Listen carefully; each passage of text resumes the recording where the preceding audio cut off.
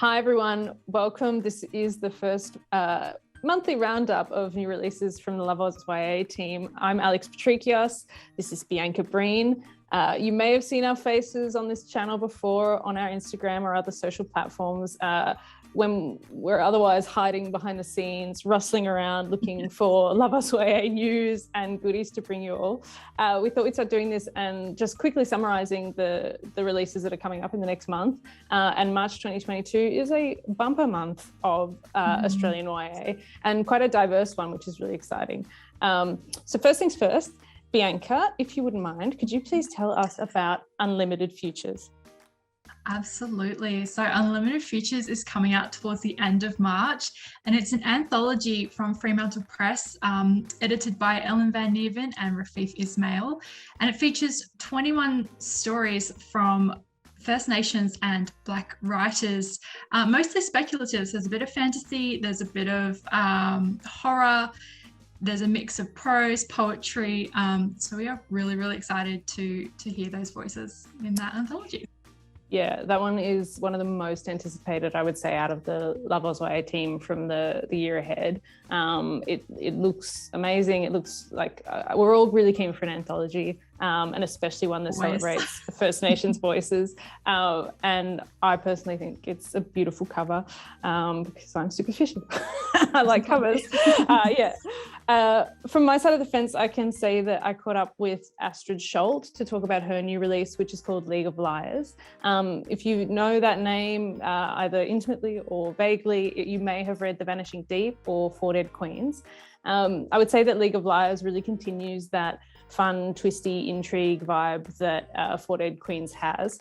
And actually in our chat, Astrid talked about how she wanted to kind of find her next project that really kind of connected with that in her work, and kept kind of delivering something to readers that had that kind of criminal speculative element.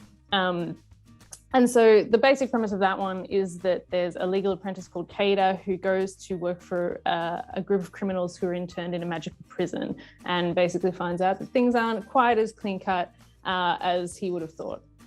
So that's League of Liars, coming out. I think it's out probably now when you're recording this and when we're publishing it. And so, yes, enjoy.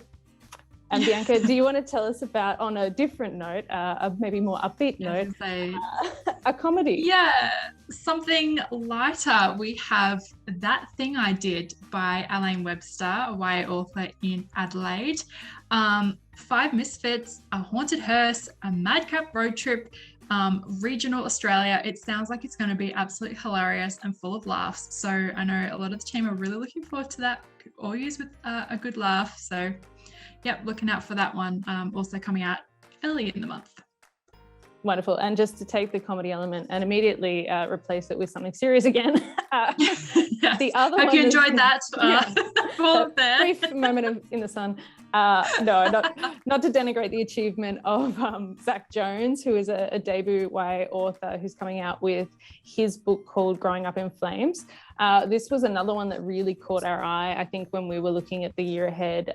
It basically, it has 4 points of view. I believe it kind of chimes in on different timelines and different members of a family, as well as other perspectives. But it basically explores adolescent identity through trauma. And so Zach's got a background in psychology, and Dana Smith, who's part of the Love Oz YA team, did the interview with Zach, and she also has a background in psychology. And so they're able to talk about how the book unpacks those things, often, I think, in an uncomfortable but very vital way. Absolutely. And now we're going to move on to a bit of a questy novel. This one is an upcoming one by Michael Gray. It's called Children of the Wild, and it features a boy called Matthew who lives in a village in the middle of a jungle. But on the outside of that jungle is just a bit of a mystery, surrounded by some dangerous animals. And then a woman shows up one day talking about a deadly virus, so slightly topical there, but we won't hold it against it. And it just sounds like a really interesting, speculative quest for a cure kind of book. So really looking forward to that one. Yeah, that one gave me, I mean, I haven't read it, I don't know if this bears out, but it gave me kind of YA Cormac McCarthy vibes from the premise. It sounds quite stark, but also worth kind of pointing attention to as one from a smaller press. Yeah, and it sounds quite quite different to anything we've seen recently. So yeah, I'm looking forward to it.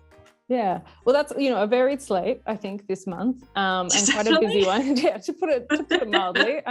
There's a lot going on. I think for everyone. Magical prison, fire as a metaphor for trauma. What are you into? Deadly jungle. Lions, tigers, bears. Oh my. But we hope you've enjoyed our brief summation of the month ahead.